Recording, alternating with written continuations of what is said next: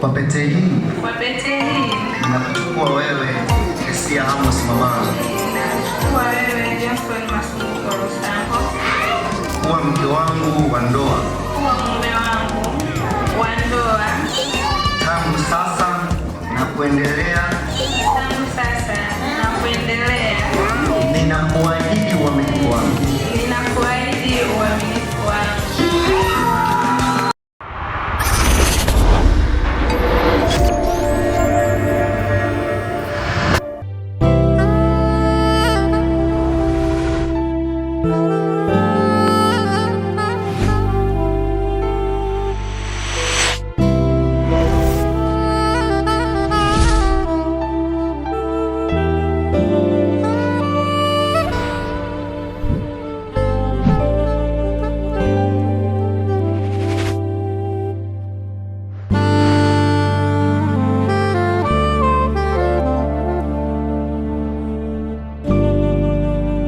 Majukumu ya mwanaume kulingana na kitabu cha Waefeso sura ya 5 mstari wa 25 na mstari wa 33. Jukumu la kwanza la mwanaume ni kumpenda mke wako, kumpenda mke wako. Na kumpenda huku Biblia imesema mume ampende mke wake kama Kristo alivyolipenda kanisa. Hapo ninaomba usikilize vizuri Johnson. Kuna mapenzi yale yanaitwa feelings. Hawakusema hayo. Hii Kristo bwana alikuwa na feelings za ngono na kanisa? Hamna. Ile ni upendo wa nini? Upendo wa agape. Bwana asifiwe sana. Ule upendo usio na sababu. Yaani ukishamuoa akikupikia mpende. Asipopika mfanyaje? Mpende. Pigia sikio alifanya vizuri. Kwa hiyo simletei chochote. Jamani, mimi mnafahamu ya kwamba Mungu ametupenda na upendo aliotupenda sisi ni upendo wa agape, si ndivyo? Sisi tunajifahamu tunapomkosea Mungu mara kwa mara. Wangapi wanasema mimi najifahamu namkosea Mungu mara kwa mara, lakini bado amekuwa mwema? Wangapi wanafanana na mimi? Tukumbe tuko wengi. Lakini Mungu ameacha kutupenda. Ameacha kutupenda wapendwa. Sasa Kristo ameufananisha upendo wake. Ndio huo upendo mwanaume ampende nani? Mke wake. Akikukera mpende. Bwana asifiwe. Akikufurahisha mpende. Haleluya. Yaani hakuna kitu chochote kinatakiwa kikuzuie kumpenda. Wewe penda tu your wife. Agape your wife. Agape your wife. Bwana asifiwe sana. Ukishamuoa, na Biblia haijasema mpende kila mwanamke, imesema mpende mke wako kama Kristo alivyolipenda kanisa. Ni mkeo, na mkeo ni mmoja ambaye anastahili kupendwa bila sababu yoyote. Jamani, si ni kweli upendo? Kabisa. Kwa sababu pia Kristo alitupenda bila sababu yoyote. Tukikosea na kusamehe haraka. Jamani, Bwana asifiwe sana. Tunaendelea naye. Anatutendea wema kwa sababu ana upendo wa nini? Wapendwa, wa agape. Bwana asifiwe sana. Upendo katika kitabu cha Wakorintho wa kwanza sura ya 13 anaeleza sifa ya upendo, lakini moja ya sifa anasema upendo haupungui neno wakati wowote. Haupungui neno wakati wowote. Haitakiwi iwepo sababu yoyote ya kukufanya useme hii ni sababu kubwa ya kunifanya nisimpende. Mpende mpaka mwisho. Bwana asifiwe. Bwana asifiwe. Bwana asifiwe. Haleluya. Jambo la pili, jukumu la pili la mwanaume kuanzia leo usiku. Mwenyekiti amesema saa 4 tunamaliza. Saa 4 kushaenda kule. Kuanzia leo kazi yako moja hapo kubwa ni kupanua masikio yako. Moja ya kazi kubwa ya mwanaume ni kufungua masikio yako kusikiliza wanawake wanaongea. Umeelewa?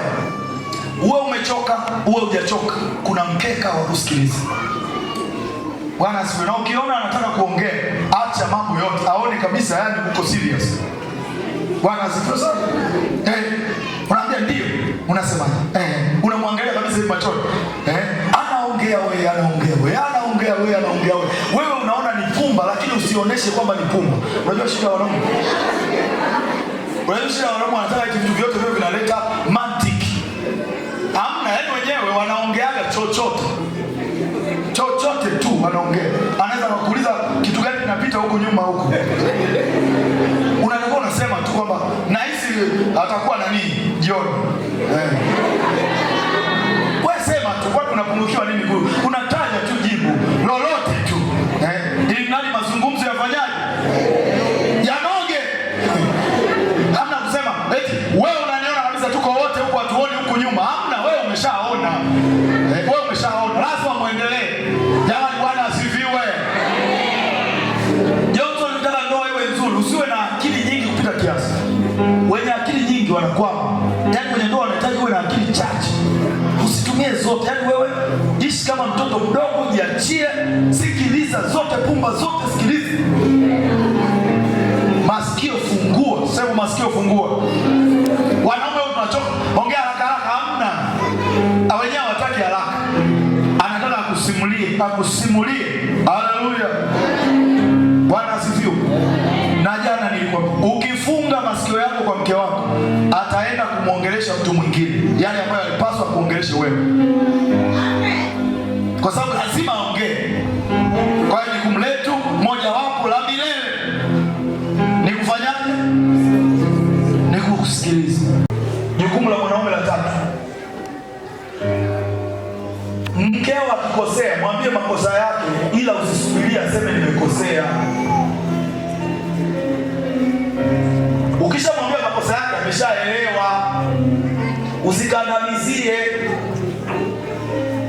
Wanawake hawapendi mtu ambaye anakadhamia. Tubu kwa tubu, hujasema umekosea. Sema, wewe mwambie tu tabia siipendi, alafu tembee. Ameshaelewa. Ukiwa unasubiria eti aseme nimekosa. Ndugu yangu, unaweza kusubiri sana. Wanaume kwenye nyumba uongo kweli. Wewe mwambie tu umekosea, kwa ameshaelewa, na wewe amini kwamba ameshaelewa. Usikandamizie. Ukikandamizia mwanamke anaona wewe, mbona wewe unapenda sana kukandamizia makosa yangu? Wewe utakuwa unipendi. Mbona yani nimeshaelewa, lakini yani unataka tubaki hapo hapo, si tuendelee na mambo mengine. Wewe unasema lakini hujatubu. Nimeshatubu kimoyo moyo. Wanaume wanaosubiri kuombwa msamaha sana wanakuwa mangu sana.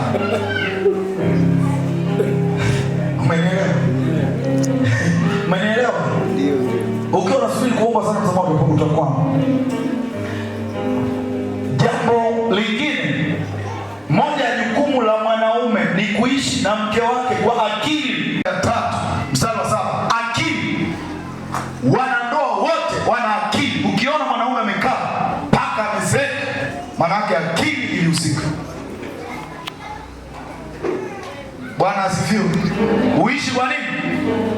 Kwa akili. Tumia akili yako vizuri, jinsi ya kuhakikisha mnasonga mbele. Akili ni pamoja na kujua nina mke wa sampuli gani. Nilikwambia jana, usiige ndoa ya fulani ukaihamishia kwenye ndoa yako. Wanaume tuko tofauti, wanawake wako tofauti.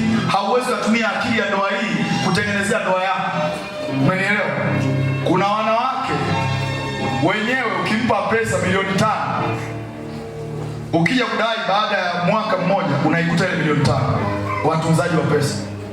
Kuna wengine ukimpa milioni 5 anaenda zote, anavaa wigi, anaweka kucha, zote baada ya miezi 6 ile hela haipo.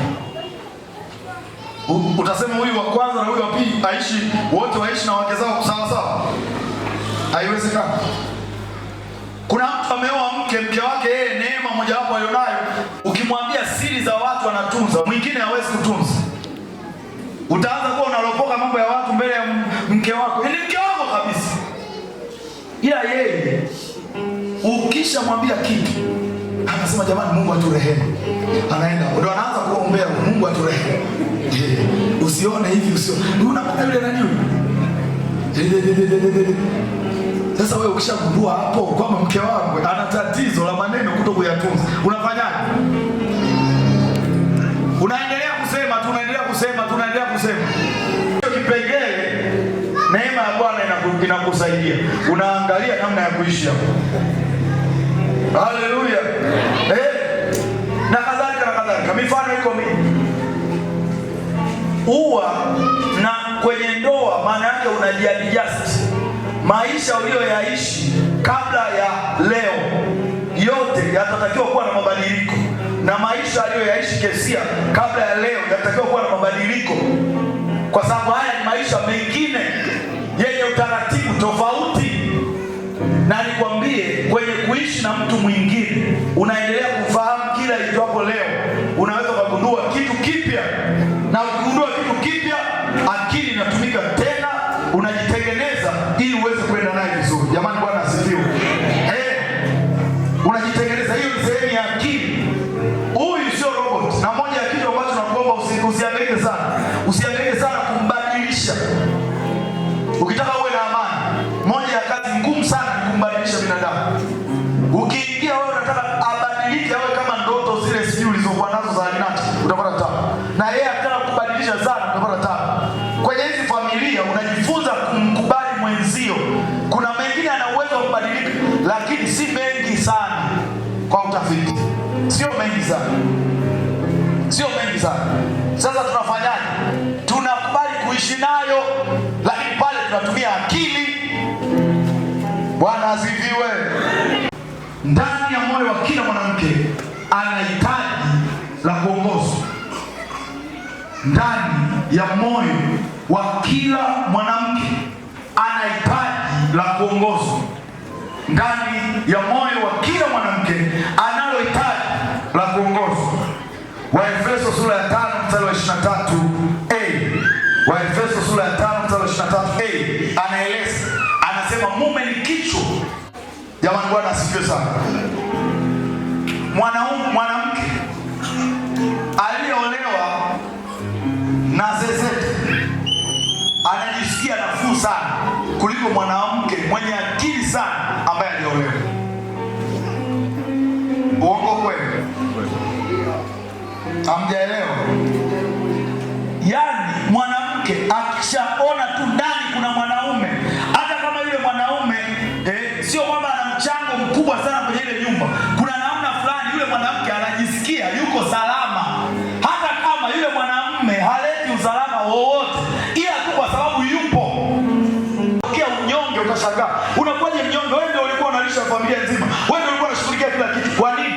Kwa sababu hata kama yule jamaa alikuwa hana mchango mkubwa, ile tu sauti tu mle ndani kwamba ipo, mwanamke anajisikia salama. Kuna kiongozi yuko ndani ya nyumba, hata kama yule kiongozi yupo pale ni pambo, lakini ile tu hali ya yule mwanaume kuwepo pale inaleta faraja kubwa sana kwa mwanamke. Rafiki yangu mmoja alikutana na dada mmoja akampenda sana. Sasa yeye alimpenda kiasi kwamba hakutaka ampoteze, wako kwenye uchumba.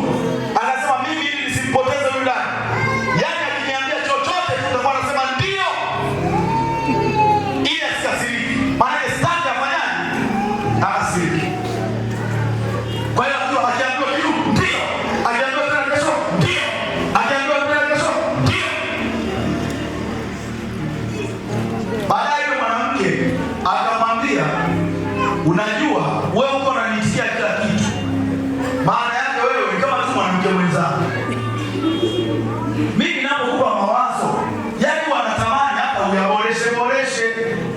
Maana kama unahitaji mtu fulani yani hata uboreshe. Jamani, Bwana asifiwe sana. Yaani ndio mwanamke hata akiwa ana nguvu ya kujenga hili jengo lote, alikwambia kwamba kuna hela iko benki tujenge nyumba, basi wewe changia hata sema tupate rangi ya njano.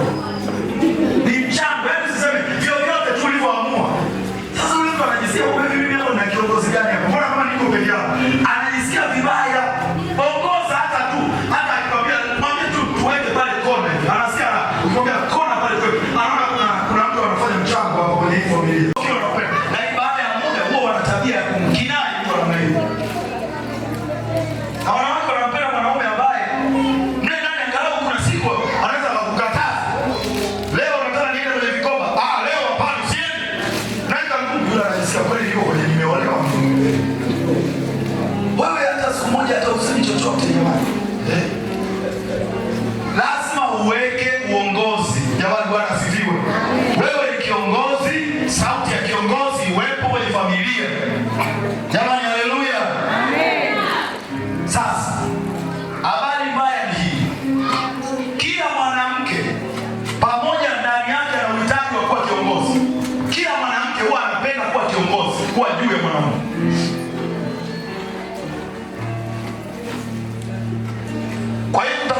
mgongano wako katikati, kwa sababu yeye anataka awe juu yako, lakini kiukweli kabisa ndani ya moyo wake anatamani kuwa na mwanaume. Wengine wanasema mchungaji, kweli kabisa kila mwanaume anakwambia, ushasikia limbwata? Na sio limbwata. Na sio limbwata. Hivi unafikiri mwanamke kwa nini anachukua limbwata kumwekea mwanaume? Si anataka kumuongoza. Kwa asili mwanamke huwa anapenda kumuongoza mwanaume. Na mwanaume anatakiwa awe anajitutumua mara kwa mara, anabakia kwenye ile nafasi yake. Hata kama mwenzie anataka kupokonya, wewe unabakia pale. Pale ndio mambo yanakuwa matamu.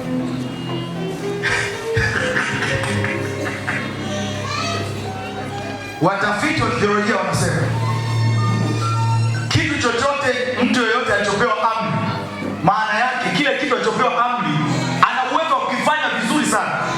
Ukiona mwanadamu ameambiwa usizini, ujue ndani ya mwanadamu kuna uzinzi, yani asipowekewa break atafanya matukio ya hatari sana. Wanawake, Bwana asifiwe. Wanawake, Bwana asifiwe. Wangapi wanawake wanawapigia magoti waume zao mpaka leo toka walivyoana? Si unaona wachache, wengi baba askofu utapigiwa goti siku ya engagement, goti la pili leo. Baada ya hapo mambo yote wima. Hapo akutana watu wengine ndio anapiga goti. Aikana wewe uliyemuoa anasimama wima. Sijui lakini jamani, mwenye mali. Wewe mwenye mali kabisa, wewe unayemlisha na kumvisha, anasimama wima. Hiyo ni nini? Hiyo tatizo linatokea wapi? Haleluya. Bwana atusaidie sana. Jukumu lingine la mwanaume ndiye mwenye jukumu la kutoa mahitaji ya familia. Mahitaji. Na mahitaji hayo, hitaji la kwanza ni chakula. Chakula. Mwanamke mnaweza mkawa mmeongea usiku kwamba huna hela kabisa, asubuhi atadai hela. Utajiuliza, ameamini kwamba usiku nilioteshwa na hela zikaingia mifukoni. Usije ukasema mbona huyu muelewa. Ndivyo walivyoumbwa, yani wameumbwa kutokuelewa kwamba hamna hela. Sema amina. Hiyo imekaa vizuri. Baba askofu amesema imekaa vizuri. Kwa hiyo wewe saizi kila siku kuna kodi ya nyumba, kodi ya kichwa, ukiingia kodi. Maelewa? Hamna cha kusema eti nitakula kwa mshikaji wangu. Hamna. Yaani hata ukila kwa mshikaji wako, kwanza ukila kwa watu, ukirudi nyumbani amepika, unasema umeshiba. Siku ya kwanza atakuchunia, siku ya pili ataongea kidogo, siku ya tatu moto utawaka. Kwa hiyo wenzio tuliooa, hata ukila kwingine unabakisha.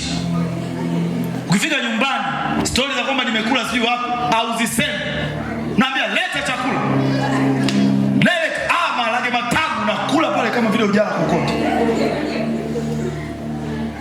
Lakini raha ya kula ni kwamba umetoa misimbazi asubuhi.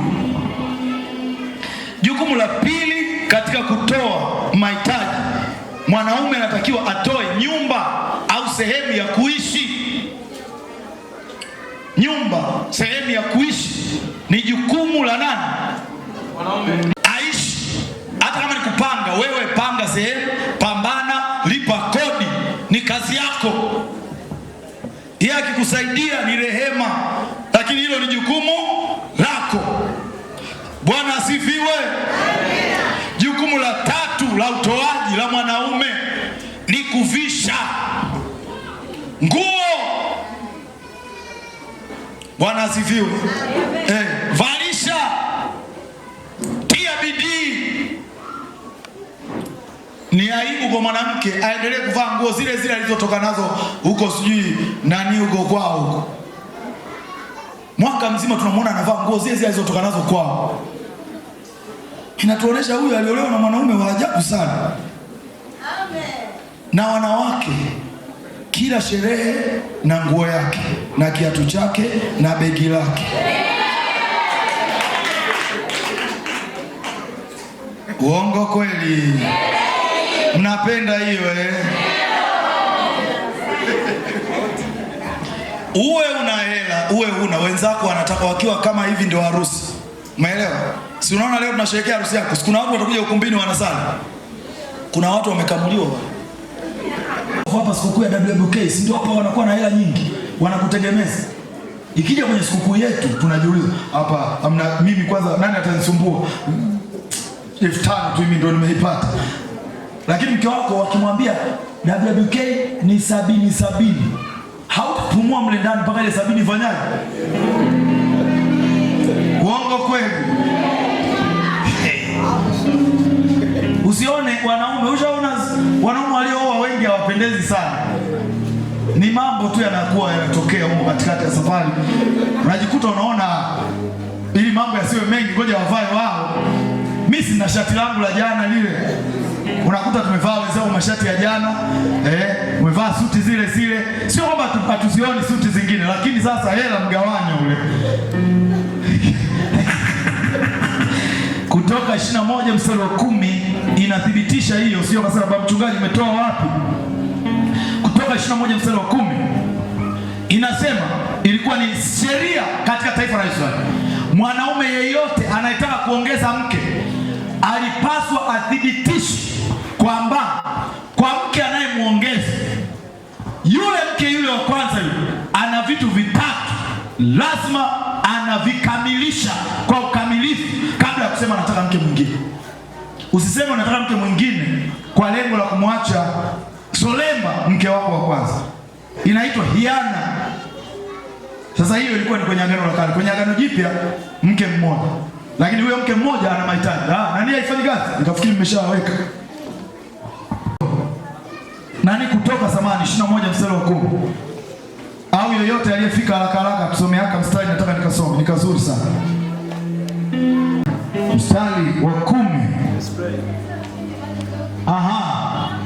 Anasema sasa huyo mwanamke akijitwalia mke mwingine chakula chake huyo wa kwanza na nguo zake huyo wa kwanza na ngono yake huyo wa kwanza vizifanyaje? Havitafanyaje? Nguo. Kwa hiyo umesikia, jukumu lingine la mwanaume ni kuto kupunguza nini? Ngono ya mke wako kulingana na andiko. Isipungue, ipatikane. Kwa nini? Kwa wingi. Bwana asifiwe. Jukumu lingine la mwanaume, msifie mkeo. Hata kama hujisikii kumsifia, msifie tu. Bwana asifiwe. Hata hapo mkiwa mnakaa ukumbini mwambie umependeza. Nilikaribia kusahau. Anacheka. Wanawake bwana wanapenda tu sifa, hata kama wao wenyewe wanaamini kabisa sio za kweli, ila wanazipenda. Yaani maajabu kabisa. Mtu anasimama na mke, anasema mke wangu mimi ndio mzuri kuliko wanawake wote duniani. Yaani mpaka wewe mwenyewe huamini kwamba hicho anachosema ni cha kweli, lakini kuna raha tu unasikia kwa kweli ndio mzuri kuliko watu wote. Kutaka kipengele kakumsifia, sifia chakula. Yaani unataka chakula msifie. Mwenyewe hata kama kina chumvi nyingi. Usipende sana wewe jifunze chakula chako kwa Mungu akubariki. Amen. Unamwambia ni chakula chako kitamu, una mkono wa kupika ubwabwa. Ila nafikiri kwa mkono kalitaza watu. Lakini ubwabwa huu umechambuka. Umechambuka hauna kiini. Yaani haujanatana, unaongelea vizuri ubwabwa wake, anasikia raha. Mwanamke kila akivaa anataka useme kuhusu lile gauni. Hata asipokuambia. Anataka uongelee. Anafanya ukimwambia umependeza jamani, umependeza, umeua. Hivi leo pale Sayuni kuna mtu mwingine ataonekana kuliko wewe. Ni wewe tu utaonekana leo kwenye ibada nzima. Anasikia raha, haleluya, jina la Bwana libarikiwe. Haleluya. Sifa. Kwani kuna gharama ya kumsifia mtu? Unakufa ukimsifia? Sifia. Au kuna kuna mwanamke apendi kusifiwa jamani, asifiwe vizuri vizuri, kasura kako kapo. Na tafuta, na ikiwezekana tafuta sifa za ukweli, umenielewa? Sasa wewe kuna masikio, labda ana masikio mabaya ila ana pua nzuri. Iongelee ile pua mpaka asahau mambo ya masikio mabaya. Kila siku wewe ongelea pua. Haleluya. Sema hata kapua kako mimi kuna namna fulani hivi. Kuna namna kwenye kapua. Ongelea kale ka kitu kazuri kwa mwenzio, asikie raha, ajisikie utoshelevu. Ni moja ya hitaji la msingi kusifiwa. Ukisoma wimbo ulio bora, yule mtu anasifia, anasema mpenzi wangu wewe. Ni moja ya hitaji. Usiokoke ukapitiliza ukaacha kusifia. Ni tabakata. Yesu ni Bwana. Kishamaliza sifia, sema wewe mrembo. Haleluya. Bwana asifiwe. Jambo la mwisho kwa leo, sio kwa mambo yote. Zawadi. Zawadi. Toa zawadi mara kwa mara. Zawadi mara kwa mara. Na wanawake sio kwamba wanataka zawadi kubwa, ili mradi uwe na zawadi ambayo inaonyesha ulikuwa unamfikiria. Toka pelekea, tuliongea. Si ndivyo? Kuliko mtu ambaye ni wa mikono mitupu. Amina watakatifu wa Bwana. Mwanamke. Majukumu ya mwanamke. Mwanamke ana jukumu la kwanza la kumtii mume wake, la kunyenyekea kwa mume wake. Waefeso sura ya 5 mstari wa 22. Waefeso sura ya 5 mstari wa 22.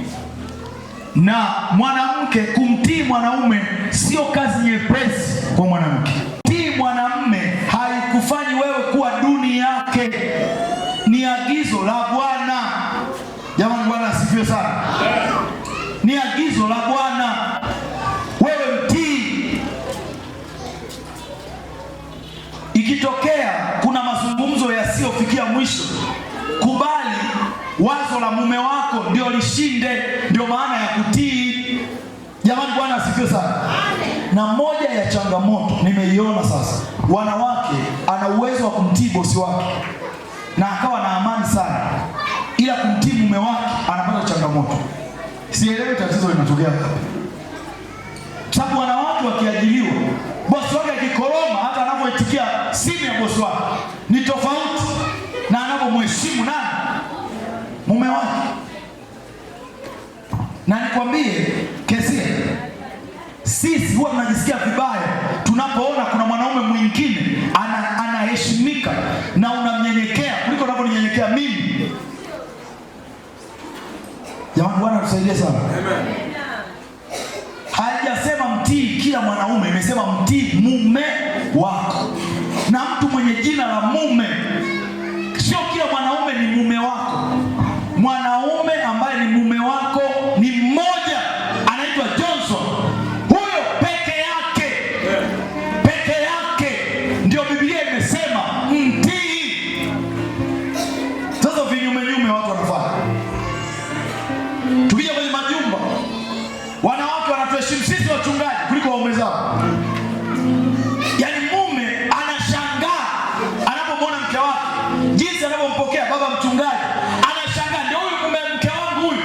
Ndio nidhamu hii alionayo kumbe baba mchungaji. Mimi sijawahi kuona anaheshima kiwango hiki.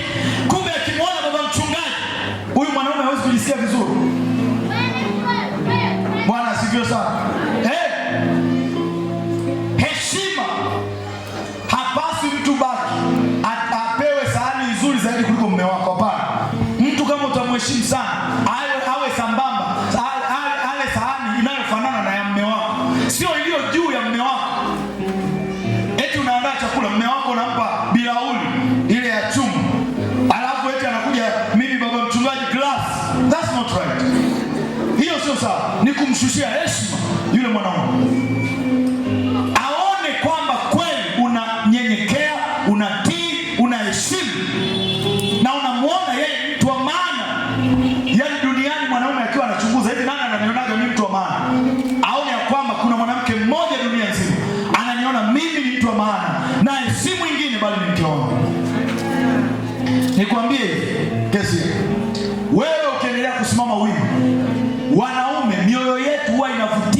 wake wanaotuheshimu na wanaotutii. Huo ni ukweli. Na mimi nikwambie, mwanaume hata kama ameokoka, ni ukweli mbaya, wewe ukawa haufanyi chochote cha kuonesha heshima kwa mume wako, akatokea mtu mwingine anaonesha heshima, unaweza ukabaki na mwili, yule akawa anamiliki moyo, yule anayeheshimu. Mwanaume, mimi naomba ukweli, upende usipende. Yaani mwanaume, mtu sijui, yaani baba askofu, wewe umehubiri ujumbe hapa mpaka malaika wameshuka. Unafika nyumbani ukiwa hata ongelei ujumbe wako. Hivi unajisikiaje baba askofu? Au ni mimi tu napenda makuu jamani? Yaani nimeomba ongelei kabisa kuhusu ujumbe wako. Hana tu pole na mahubiri. Wewe sio pole tu, anza kuelezea. Kuna namna najisikia mkubwa, Bwana asifiwe sana. Unaufafanua. Jamani, haleluya. Akitokea mtu mwingine anasifia mume wako zaidi, anampa heshima mume wako zaidi, anasema mume wako ni jembe zaidi kuliko wewe, wewe utabaki na kopo, yule atakuwa na miliki moja. Na anaweza akawa hazini, ila anakuja kabisa, anakaa pale kwenye kitanda chako, akifumba macho hivi, anawaza yule mtu, anakuwa anajisikia kila wakati kumsalimia. Unaendelea, kumbe anataka yule aanze kushusha tena yale mama heshima. Na kama sisi wachungaji tunafahamu, makanisani wanaoolewa sio wazuri peke yao. Uongo kweli? Ila wadada wenye heshima mara nyingi huwa wanakuwa na foleni ndefu, hata kama ni wabaya. Yaani wabaya kwa maneno yetu sisi, kwa mitazamo yetu sisi. Si mwana kuona walembo, yaani mtu mrembo, ukiangalia ile kanisa unaona kama yeye ndio mrembo kanisa zima, na yupo pale anapiga tu makitai kwa sababu mjeuri kwao. Lakini kuna kadada, yaani ni kawaida, lakini kanajua kunyenyekea. Kakifika tu kakanani, shikamoo kakanani. Kakanani sio jamani. Unakuta yule kakanani anamwangalia vizuri jamani. Nani asiyependa kakanani? Jamani si tu. Unakuta tu moyo shahama. Bwana asifiwe. Ndio maana ni usalama kwa mwanamke kuheshimu chombo chake, kwa sababu unapomnyenyekea na unapomtii ndivyo unapomteka.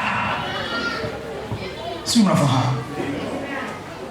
Wakati Sulemani amefariki, mtoto wake alitakiwa kwa mfalme, akatokea mtu ambaye alikimbia ufalme wa mtoto wake wa baba yake, akaenda kwenye ufalme, akauliza, akasema baba yako alitendea mambo magumu, tupunguzie kongwa. Akaenda kuuliza wazee wakamwambia, ukikubali kuwatumikia hawa watu watakuwa watumishi wako. Koroma utaona mambo yanavyokuwa magumu. Maisikia kesi? Wewe koroma utaona mambo yanavyoanza kuwa magumu mle ndani. Yatakuwa magumu sana. Nakwambia ukweli wa Mwenyezi Mungu. Haleluya. Amen. Jambo la pili, stahi mume wako. Waefeso 5:33b. Stahi 33b, Waefeso 5:33b. Stahi. Kumstahi maana yake nini? Mwanamke unapoanza kuishi na mwanaume yule anakuwa na matatizo. Unajua wanaume sisi tulivyoumbwa tuna madude mavurugu mengi. Moja ya kazi kubwa ya mwanamke ni staha. Usiongee mambo yanayohusu ya mume wako ya ndani, unayaongea mbele za watu hadharani, sio sawa. Jamani, sawa watakatifu wa Bwana? Usiongee mambo yanayohusu mume wako kwenye hadhara, kwenye vijiwe vya WWK, kwenye vijiwe vya watu unaanza kuongea mume wangu yule kwa kweli ni neema tu inanitunza mimi. Hata huyo anayemsimulia naye ana la kwake, ila yeye sio mlopokaji kama wewe. Na nikwambie, mkijifunza kuto kuyatoa mambo yenu, mtaheshimiwa na watu. Mkijifunza kuongea hamna staha, na watu wote watadharau hiyo ndoa yenu, kwa sababu ninyi wenyewe hamsitirini, hamstaiani. Mmenielewa taarifa Bwana? Staha. Na unajua kwa nini? Sijui kwa nini hapa amesema mwanamke amstahi mume wake, kwa sababu wanaume wana vitu vingi vya aibu. kuliko wanawake. Ndio maana tunahitaji staha nyingi. So wa mume wako, mwanaume haguswi sana na kuambiwa wewe handsome, labda wewe na matatizo. Sio sifa inayotuguza sana kwanza kunisifia, yaani wewe mwanaume ni wa kipekee sana, angalia sura yako, una baby face, sijui nini, na sifa za kipuzi. Mwanaume anasifiwa kazi, mwanaume anasifiwa matokeo, mwanaume anasifiwa majukumu aliyofanya. Ukimwambia yaani wewe ni hatari, ulipopiga ile somo pale, yaani nilihisi malaika anashuka, anasema yes. Endesha, nasikia utulivu. Wewe pale joto zinaongezeka pale. Wale wa mashuleni tunafahamu. Shuleni kule, kama shule ni wanaume watupu, mkiwa mna mechi wanawaletea wanawake. Lengo ni hamasa. Ama wanaume hatuwezi kuhamasishana wenyewe kwa wenyewe vikatosha. Akiwa kwa mdada pale, jamani jioni. Pale utaona watu watatamani miguu ikatike. Utapigwa mpira pale wala tani. Kwa sababu sisi, na nikwambie, ukiwa na mwanaume ambaye hafanyi kazi, yani zezeta hajielewi, usiongelee sana ubaya wake. Tafuta kitu ambacho anaweza kufanya vizuri, kiongelee vizuri. Unapomwongelea vizuri, uwezo ndani yake unafanyaje? Unakuwa. Mwanaume uwezo wake unaongezeka unapojifunza kumwongelea vizuri kwenye utendaji wake. Ukimwongelea vizuri kwenye utendaji, uwezo wa yule mwanaume unakuwa. Yaani kwamba hata kama alikuwa hawezi kutafuta hela, ukijifunza kumwambia mimi nakufahamu wewe katika watafutaji hela, wewe namba moja, kuna akili mimi nimeiona ndani yako. Kuna namna wewe unajua kutafuta hela. Mimi nikwambie kesho akienda, akikosa hela, atamtafuta mshikaji wake. Lakini ukishakuwa umeniambia mimi sina uwezo, sitakuwa na sababu ya kujikakamua, nitakuja na nitakwambia tu sina. Sio sababu mimi sina uwezo. Mwenye ana uwezo amesharudi. Amesharudi tuangaliane. Mwanaume gani wewe? Ndio nimesharudi, ndio mwanaume wa hivi. Asiyeweza kutafuta hela ndio mimi. Kwa hiyo mwanaume anasifiwa nini? Kazi, uwezo, utendaji. Mwenelewa kesia? Sifia. Tafuta kitu ambacho anafanya vizuri, sifia. Tafuta kitu chenye tija, sifia. Yaani sifa za utendaji ukiwa unamsifia mwanaume ni kama mafuta yanachochea ule moto ndani yake. Anakuwa mkubwa kuliko alivyotarajia kuwa. Mwanaume aliye na mwanamke anayemkubali ana uwezo wa kufika kokote. Ana uwezo wa kuwa chochote. Ana uwezo wa kukamilisha chochote. Lakini mwanaume, moja ya janga kubwa mwanaume unaweza ukalipata maishani, uone mwanamke ambaye kila siku anaona kasoro zako. Haoni jambo lolote kwamba unalifanya kwa usahihi. Na utafiti unaonesha mke wa ndoa asipofanya kazi ya kumsifia mume wake, yule mwanamke atatafuta mtu mwingine wa kumsifia, na ni kwa hatari ya ndoa hiyo. Ninakwambia tu ni hatari. Na mfahamu mtu mmoja alikuja kuniambia mume wangu nimekuta kwenye simu yake ana chati na wanawake 10 kwa mkupuo. Lakini nilipomsikiza yule mwanamke nikasema kwa kweli huyo mwanaume ni mwanaume, ameweza kukaa na wewe mpaka leo haja kufukuza. Yule mwanaume, kwa sababu yule mume wake akija kumwambia na wazo la biashara, anaambia wewe hii biashara uwezi. Yaani ni kazi yake kumtikinya na mponda yule mwanaume mpaka anaonekana hana maana. Ambia hii biashara labda angefanya fulani. Wewe uwezi, wewe mimi natufahamu. Hizi biashara zinahitaji watu wenye misuli. Hivi ndio mke wako huyo. Hivi kweli wewe utafika wapi? Si wewe unahitaji neema za Mungu, wewe Mungu akuhurumie tu. Lakini ukiwa lirudi linakuhusifia, yani hata kama hauna maajabu yoyote, maajabu madogo ulionayo linasema yani hatari. Unajisikia kesho upambane zaidi. Si ndivyo watakatifu Bwana? Kwa hiyo tofauti sasa, Johnson wewe unamsifia uzuri, yani mwenyewe anataka kusema macho yako yanachanganya eti anasikia raha. Lakini sasa wewe ukianza hizo akili eti ukaanza kumsifia hivyo kike, sisi anaanza kutukea. Kwanza macho yako eti pua yako vya nini hivyo wewe? Achana na mimi wewe. Sifia kazi. Haleluya. Mwanaume anayesifiwa kazi ana uwezo wa kupanda madaraja na kufikia kuwa mtu mkuu. Bwana asifiwe. Na nikwambie hata mabinti mnaotaka kuolewa, njia rahisi ya kuolewa, wale vijana ambao hawajaoa, jifunze kuwaongelea vizuri jinsi wanaofanya majukumu mbalimbali. Utashangaa. Mimi nikwambie, wewe jaribisha. Waongelee vizuri, waoneshe kwamba wana maajabu. Utashangaa wanaona hivi mtu ananiongelea vizuri, kwa nini asiwe ndani yangu? Wewe ananiongelea kila siku na mambo yangu yatanyoka. Sema amen. Amen. Jambo lingine, mpe utulivu mume wako. Moja ya changamoto kubwa ya wanaume hawaipendi ni kelele. Kila mwanaume ni adui wa kelele. Epuka kelele.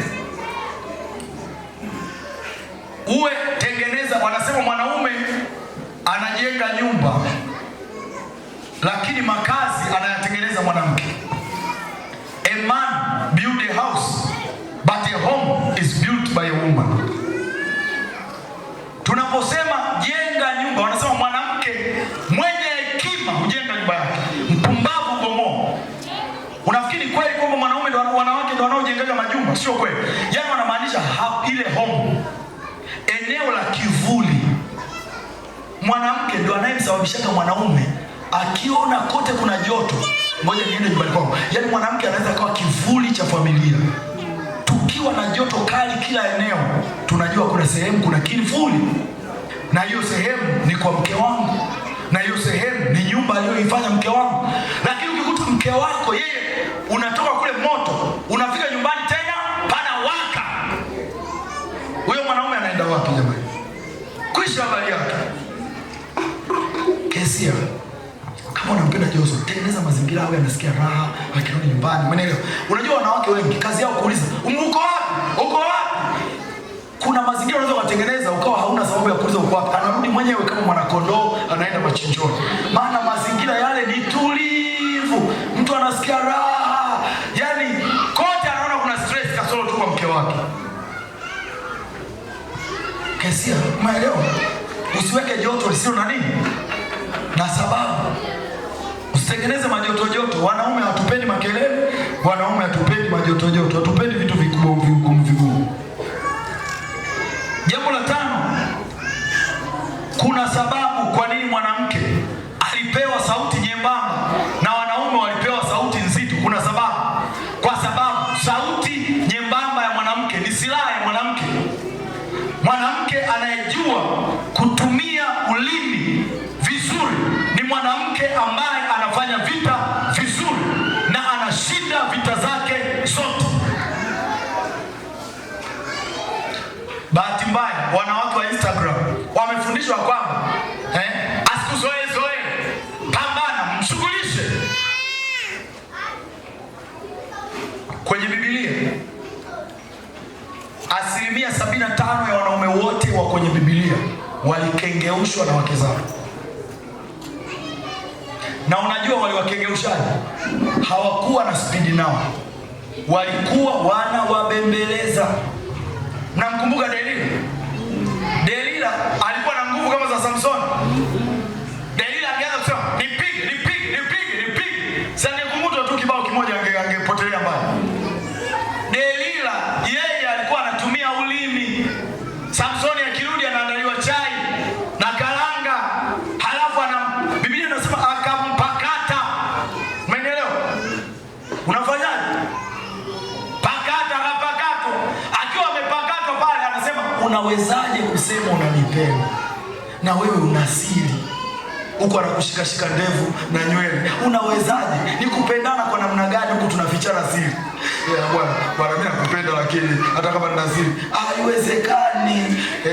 Ukisha unavyoendelea kuwa mlaini na kutuongelesha kwa ulaini, tunaendelea kunyongonyea yale ambayo tukupanga tukwambie, tunaanza kukwambia. Wanaume uongo kweli.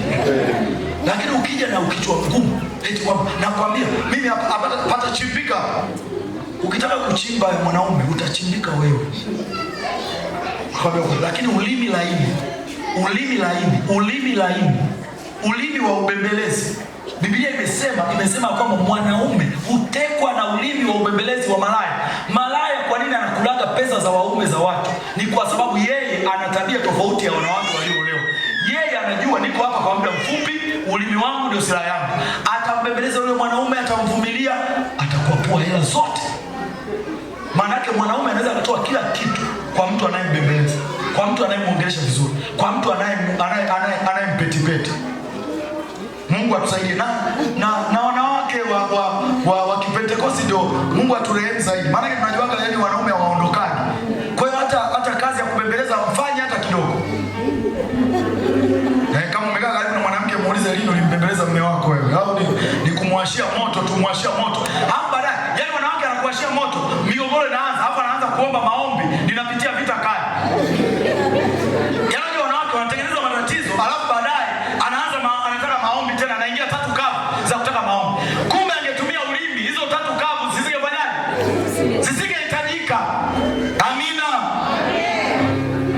Usitumie nguvu, tumia maneno malaini. Fanyika faraja. Mwanamke, jifunze kuwa msafi. Pika chakula kitamu. Kuna msemo wa Kiingereza wanasema njia ya moyo wa mwanaume ni tumboni. Ukitaka kufikia moyo wa mwanaume kwa haraka, pitia kwenye tumbo lake. Maana yake mlishe vyakula vitamu vitamu. Kimlisha chakula kitamu kitamu na moyo wake utaumiliki na jina la Bwana litabarikiwa. Amina wanawake. Hili ndilo neno la Bwana. Nimemaliza. Jamani, haleluya. Mmeelewa? Mungu alibariki neno lake. Mungu atubariki sote. Na kumbuka nimesema kwamba sio kwamba tunaongea hawa ni jambo tu, lakini naongea na sisi sote. Kama tukiyafanya haya, wanawake wakifanya hayo, wanaume tukafanya yale, tutaponya mambo mengi sana. Tutapunguza misururu ya maombi mengi sana. Hizi ndio dawa na haya ndio maelekezo ya Biblia namna ya kuenenda kwenye maisha haya ya ndoa. Mungu wa mbinguni atubariki. Haleluya. Sawa. Tuombe. Baba, katika jina la Yesu nakushukuru. Asante kwa uaminifu wako na wema wako. Asante kwa neno hili. Lifanye lifanyike uponyaji kwenye maisha yetu katika jina la Bwana wetu Yesu Kristo. Amen. Sawa. Naomba harusi tusimame pamoja na wasindikizaji wenu. Wakati unapokuwa wa nafsi mbili zenye nia moja, mioyo miwili inayodunda kama mmoja, ni muungano wa maisha ya watu wawili wenye asili tofauti. Ndugu wapendwa wa TAG Sayuni Revival Center, tumekusanyika hapa leo hii mbele za Mwenyezi Mungu na mkutano huu ili kuwaunganisha pamoja Johnson Masumbuko Lusambo na Kesia Amos Mabanzo katika hali takatifu ya ndoa ambayo imesifiwa na Mtume Paulo kuwa iheshimiwe na watu wote. Kwa sababu hii haifai kwa mtu yeyote kuingia katika hali hii kwa haraka ama pasipo kufikiria, lakini kwa uangalifu na kumcha Mungu. Watu hao wawili wanataka kuingia katika hali hii takatifu, na iwapo mtu yeyote ambaye yuko kwenye kusanyiko hili anayo sababu ya haki ya kuzuia Johnson Masumbuko Lusambo na Kesia Amos Mabanzo wasiunganishwe pamoja kihalali, na aseme sasa, ama sivyo anyamaze milele. Amefanya kificho na kuja kushangaa kwa madhabahuni, au uliwahi kumwoa Kesia, unashangaa sasa anaolewa mara ya pili. Karibu jamani. Nani ananyosha mkono? Hamna ambaye anapingamizi. Tupige makofi.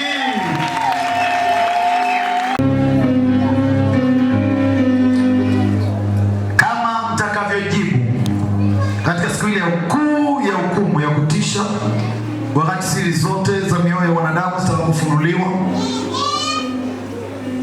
nataka jibu kutoka kwenu ninyi nyote wawili. Naomba microphone. Kama yeyote kati yenu anayo sababu yoyote ya kuwazuia msiunganishwe pamoja kihalali katika hali takatifu ya ndoa, na aseme sasa, kwa maana fahamuni wazi kuwa wowote watakaounganishwa kuunganishwa pamoja kwa njia nyingine yoyote iliyo kinyume na neno la Mungu, hawaunganishwi na Mungu wala ndoa yao si halali. Unajua nyakati za leo watu wengi wanapenda divorce. Ndio maana tunauliza haya maswali tena na tena. Kama Johnson umelala, umepata kikwazo, kuna namna umekeleka kabisa, unasema kwa kweli kuliko kutumbukia naishia hapa. Nataka nikupe sasa useme kama una kikwazo, na kama hauna kikwazo sema sina kikwazo kabisa kwa sauti kubwa mpaka watu wote wa Ujiji kule kwa Kesia wasikie. Sina kikwazo chochote kabisa. Piga vigele. Mpe sasa na Kesia. Kesia anaweza akawa ameota na kabwa labda nani anateseka. Mpe nafasi sasa ya kwamba tunaendelea au unagairi. Sina kikwazo chochote kabisa. Hana kikwazo chochote kabisa. Yaani umesikia amesema kabisa, yani kabisa. Sio tu hana kikwazo, hana kikwazo chochote kabisa. Naomba sasa Johnson mgeukie bibi harusi, na bibi harusi mgeukie Kesia, mgeukie pia Johnson. Sogea kidogo, sogea kidogo. Sasa hivi joto linaanza kusumbuko. Lusambo, unakaribia kufanya uamuzi ulio safi na kiapo cha uaminifu kitakacho kugharimu majukumu mazito na ya kudumu. Mwanamke uliyemchagua sasa anakuwa mwenzi wa maisha yako, mrithi pamoja nawe katika mali zako, malkia wa nyumba yako. Hakuna njia nyingine Kesia ambayo angeweza kuweka upendo wake kwako, bali Kesia katika kuonesha na kupenda anaachana na kufungamana na nyumbani kwao pamoja na uhusiano wa marafiki.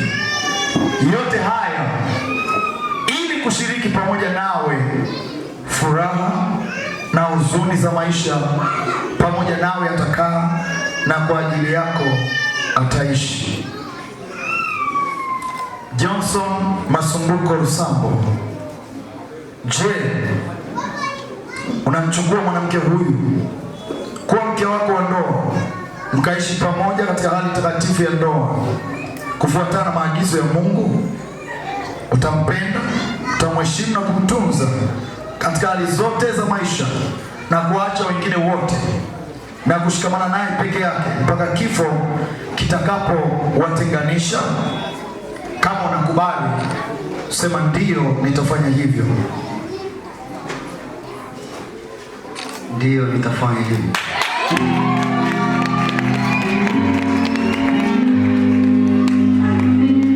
Kesia Amos Mabanzo, nawe pia unaingia katika majukumu mazito. Yeye anayekwenda kukuoa anatazamia kutoka kwako faraja wakati wa majaribu, tabasamu yako na iwe kama siku inayong'aa kwake, sauti yako iwe kama muziki mtamu sana, juhudi na iwe utajiri wake mkuu, midomo yako iwe mshauri wake mwaminifu, na maombi yako yawe wakili asiyeshindwa katika mahakama ya mbinguni. Kesia Amos Mabanzo, je, unampokea mwanaume huyu kuwa mume wako wa ndoa, mkaishi pamoja katika hali takatifu ya ndoa kufuatana na maagizo ya Mungu? Utampenda, utamheshimu na kumtii katika hali zote za maisha na kuacha wengine wote na kushikamana naye peke yake mpaka kifo kitakapowatenganisha? Kama ndivyo, sema ndio, nitafanya hivyo. Ndio.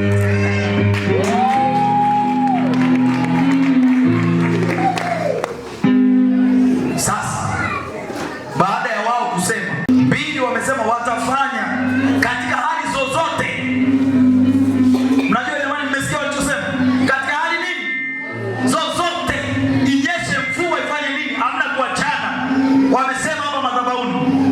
Mimi wapendwa, msije mkaanza kusema eti sijui nini na nini. Mmeshasema katika hali zozote. Na hali zozote zozote. Sema zozote ni zozote. Bwana asifiwe. Sawa. Karibu kwa viapo. Bwana harusi karibu wape. Mimi Johnson Masumbuko Lusambo ninakupenda wewe Kesia Amos Mabanzo na nina furaha kukupata wewe kuwa mke wangu. Ninaomba kwa Mungu Baba, Mwana na Roho Mtakatifu na kila mmoja aliyopo hapa kuwa mashahidi kwa ahadi ambayo ninaitoa sasa kwako.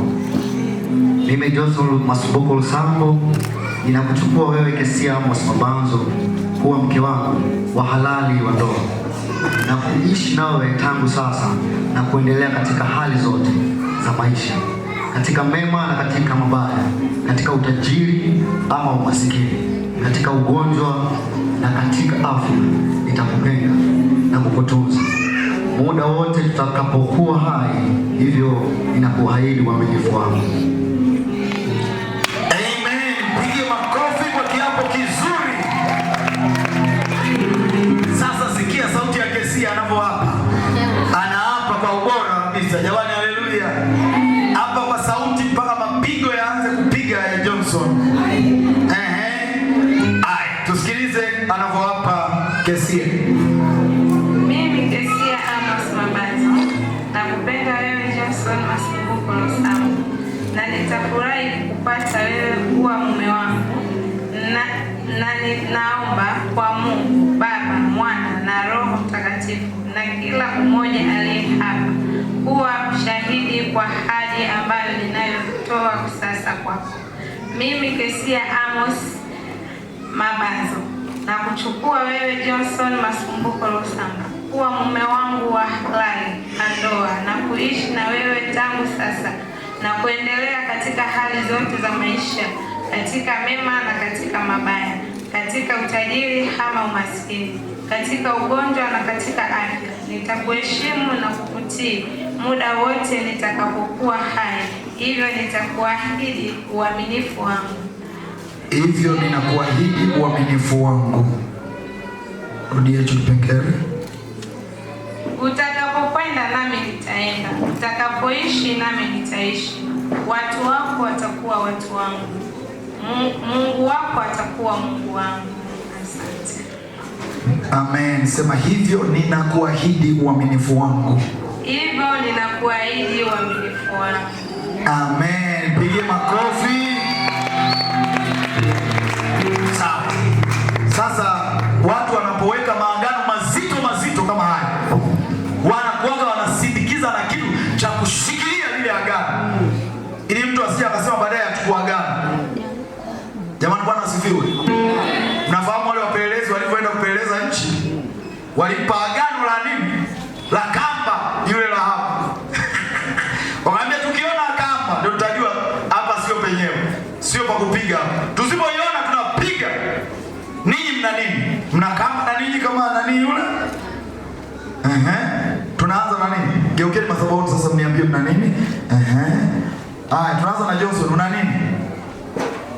Una pete? Haya, nionyeshe pete yako.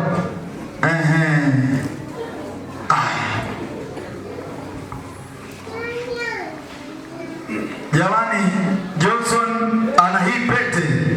Hebu tumpigie makofi, ametafuta pete ya uhakika kabisa. Yaani ni pete lenye linashiba madini. Anasema hivi ndivyo anavyomdhamini Kesia. Katafuta madini. Jamani, haleluya.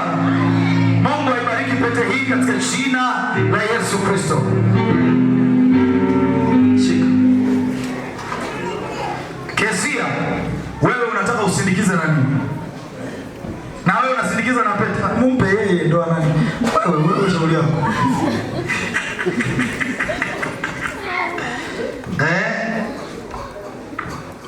Kesia anasema titi for tat. Ni mwanzo wa sheria za Kirumi. Ukinipiga na madini na kupiga na madini, ukinipiga na upendo na kupiga na upendo, naye amemlipizia. Haleluya.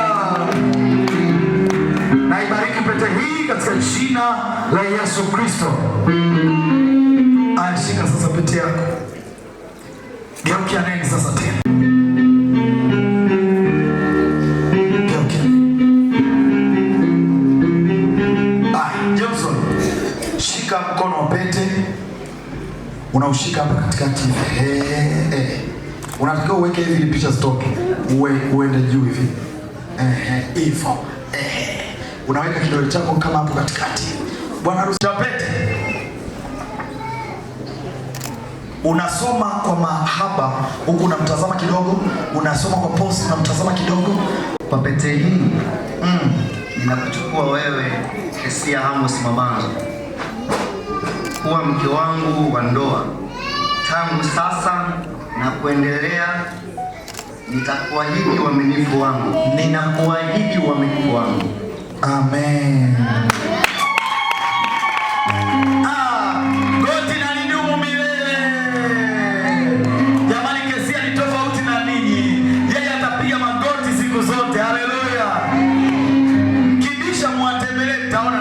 Magoti mewake siku zote. Sawa, sasa ni zamu ya Kesia na wewe shika. Johnson nipe mkono wa pete. Ndio wewe. Umeshika vizuri, Ulikuwa unasubiria kwa shauku. Mpe karatasi asome kiapo chake cha pete.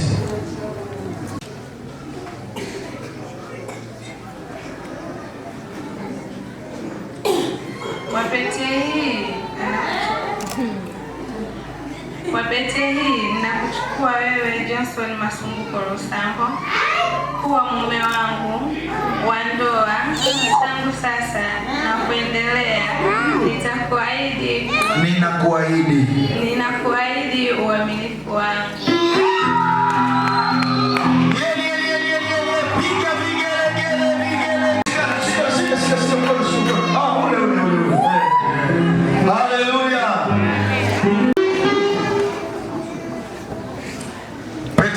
Ziwe kumbukumbu kwenu ninyi wawili kuhusu viapo mlivyofanya leo hii, kila mmoja kwa mwenzake, na ishara madhubuti ya upendo kati yenu. Nasi tunaombea baraka katika jina la Baba na la Mwana na la Roho Mtakatifu. Amen. Geukeni madhabahuni, shikaneni mikono sasa, alafu fanyeje sasa? Haleluya. Mshike mkono. Karibuni wapako mafuta wote tuje hapa sasa. Wakati wa maombi wataomba baraka ya kuwabariki wanandoa hawa wapya, wataombea uzao, wataombea ndoa yao, maisha yao na kila kitu kitakachoendelea kwenye maisha yao. Na mtumishi wa Bwana, mtumishi wa Mungu kutoka Ujiji wa Free Methodist ataweka mikono yake juu yao, na askofu mkuu atakuja pia, atashika microphone hapa, ataongoza maombi kupitia kwenye maiki. Karibu. Wachungaji naweza mkashika mpaka kwenye mikono yao pale kwa pamoja, mwingine washike mabega, kila eneo mshike. Wewe ambaye ni Yehova Ire, Yehova Nisi, Yehova Shama, Mfalme wa ajabu, siku hii ya leo ni siku ambayo haitojirudia tena, ambao Bwana tunaona ukamilifu huu wa bibi harusi huyu na bwana harusi huyu, Mfalme wa ajabu Johnson Masumbuko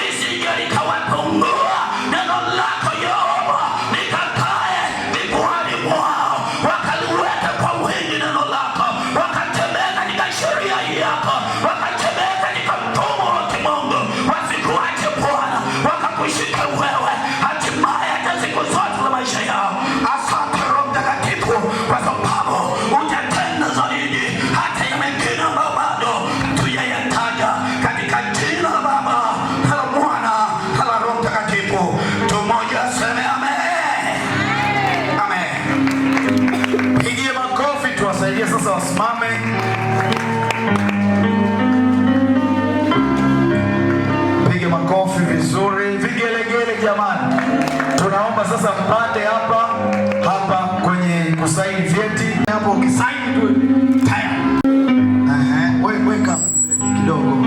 Acha kwanza wewe wenyewe. Wapiga picha mnachukua vitu vya ukweli. Ndio. Haleluya. Haleluya. Amen.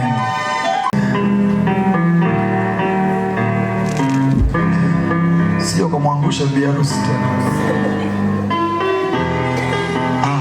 Wewe unapoweka pozi gani hapo?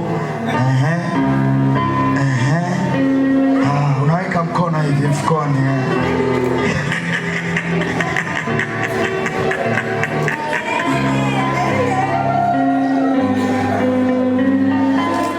Unaangalia na saini penyewe.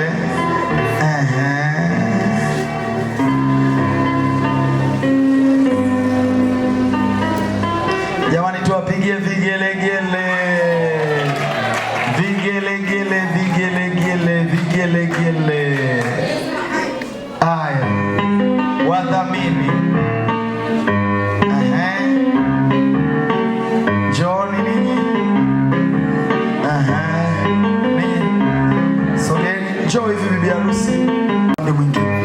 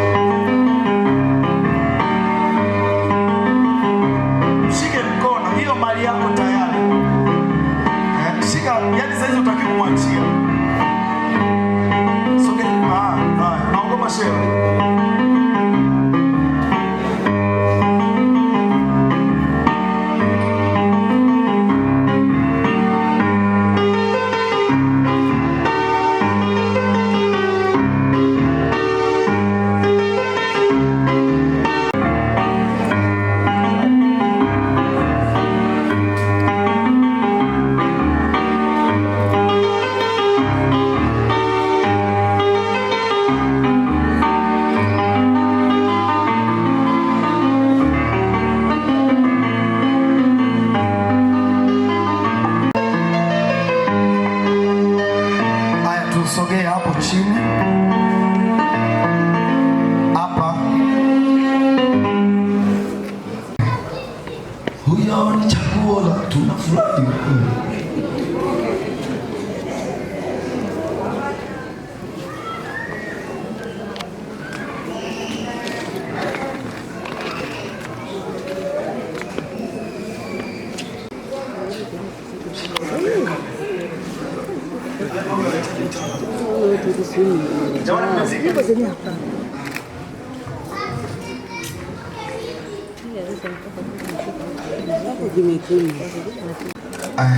Zisiwe uso.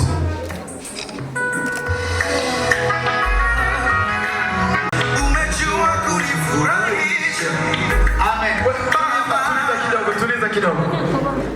Kwa sababu na Kesia Amos Mabanzo mmekubaliana kwa pamoja katika ndoa takatifu na kwa kuahidi uaminifu kati yenu kwa kutoa na kupokea pete mbele za Mungu na mbele za mashahidi hao, na kwa mamlaka niliyopewa kama mhudumu wa Injili na kama msajili wa ndoa kwa mujibu wa sheria za Jamhuri ya Muungano wa Tanzania, ninawatangaza watu hawa kwamba kuanzia sasa ni mume na mke.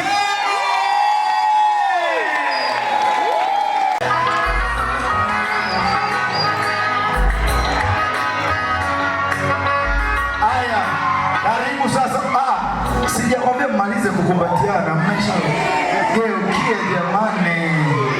Aya, leo ofa ya msajili, busu la kwanza la madhabahuni.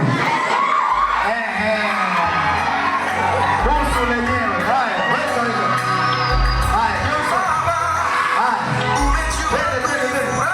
Hii busu la kwanza hapo.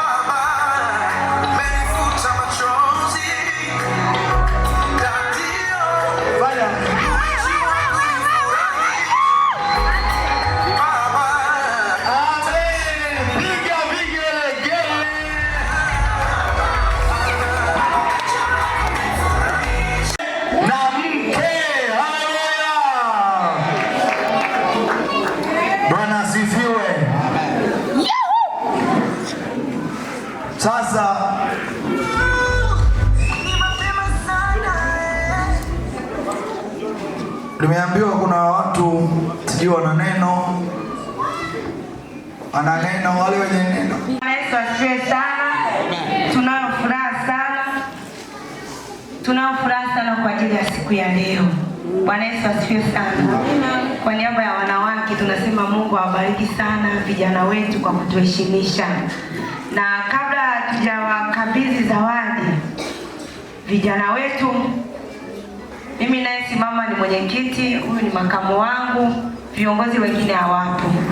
Tuna zawadi kwa ajili ya baba yetu mwangalizi.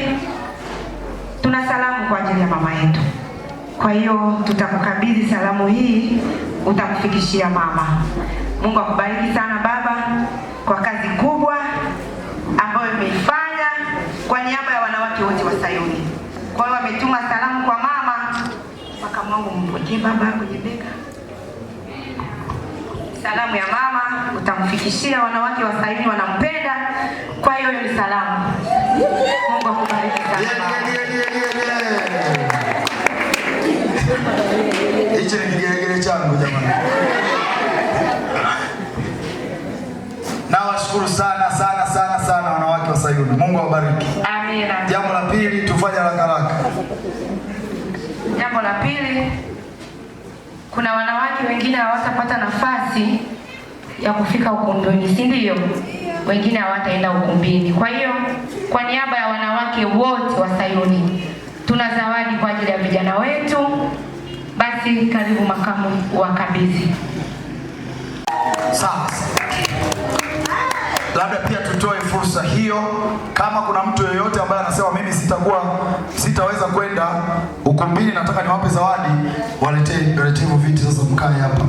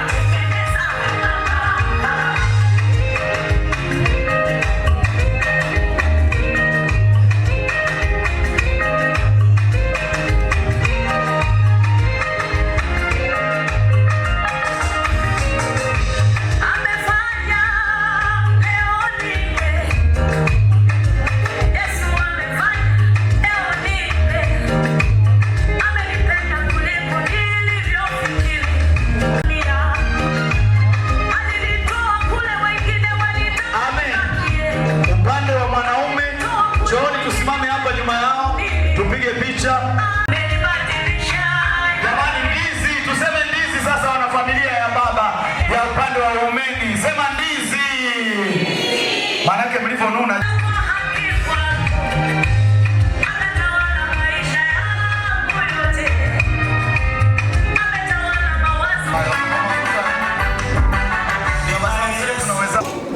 Mungu akubariki na hongera kwa kazi nzuri. Basi usimame kwa kumpa Mungu utukufu, tuombe. Baba, katika jina la Yesu tunasema asante kwa mtumishi wako ambaye amefanya jukumu kubwa kwa ajili ya kuunganisha wapendwa hawa. Si kazi rahisi.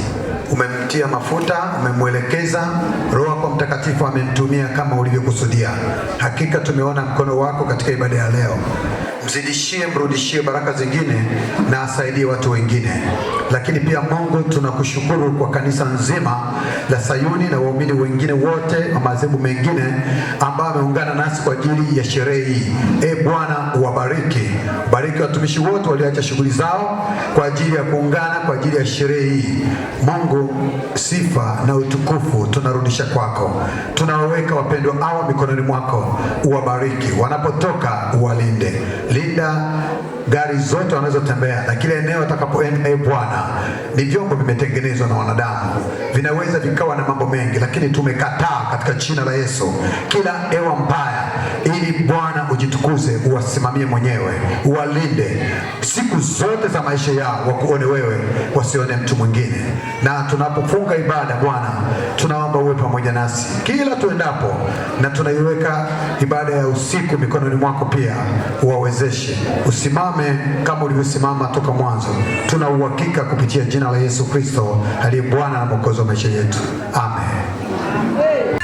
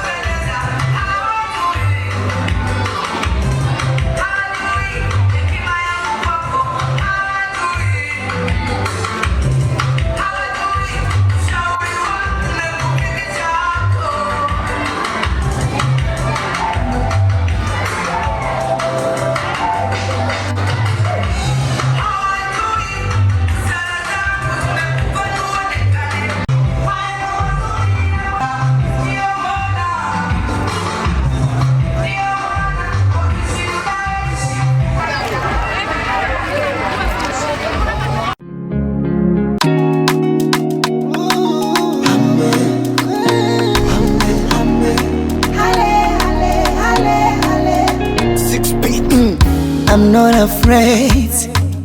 With God I'm gonna do everything. No strategy to you. I'm gonna do everything. Walizoea kutuona chini, pamoja na Mungu twatenda makuu. Mana mengi mimi ninaelewa, alichopanga Mungu kitatokea. Wanadamu nyie mtangoja yawe. Ona wanakichoko ganga ili kuniroga, na nazi wanavunja riziki nisijapata. Baba kweli mbele waoni na nyuma waoni. Baba ninaweka imani daima uko na mimi. Baba wana upendo wako si kama hawanisumbu. Mbona mtasubiri sana? Lelelele, maana leo yangu si ya jana. Lelelele, mbona mtasubiri sana? Lelelele, maana leo yangu si ya jana. Lelelele, amenikumbuka yeye, amenifuta machozi yeye, amenikumbuka yeye, amenifuta machozi yeye.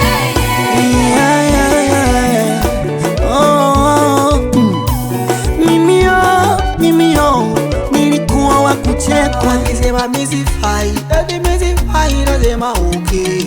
Hawanataka kunifanya yani Mungu amenipandisha bei. And I'm good, nami ni nguvu nazo. Oh yeah, pamoja na Mungu uko kando. Oh my God, oh my God, umenipenda penda hivi nilivyo. Popote ulipo, nitakufuata wewe popote ulipo. Neniskera. My God, we miss it.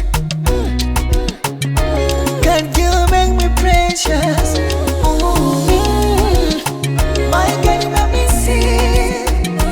When it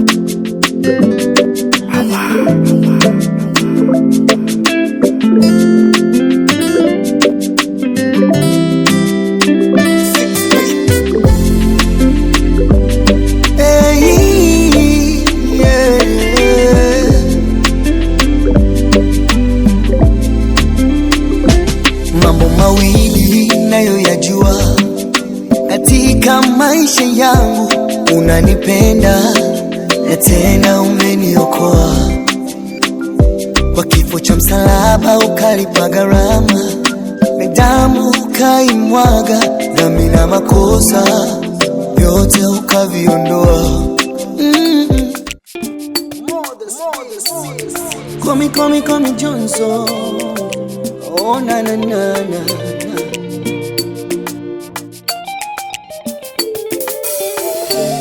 Niliomba sana mimi, nilifunga sana,